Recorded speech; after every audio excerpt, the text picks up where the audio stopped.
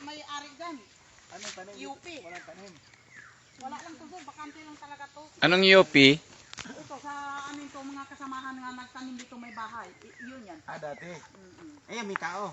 Mayroon yan. Ayan. Sakop total lahat yung sa 11 hectares. Oo, ito.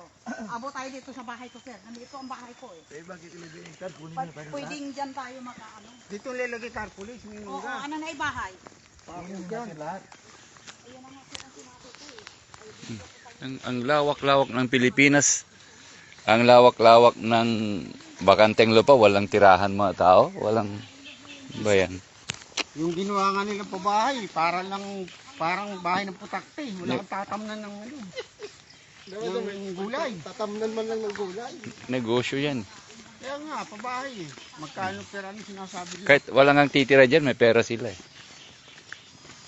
Pagkakaperahan nila ito, debenta. Ano to? Citronilla? Hindi. Ano to? Napir. Ito yung... Pag pumasok na. Oo, napier. Makati to eh.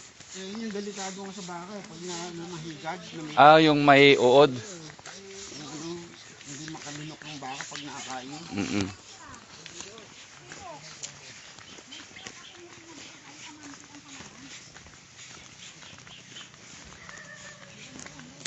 Ganda pa pala ito eh. Maganda taniman to. Saan natin nilagay yung tarpaulin?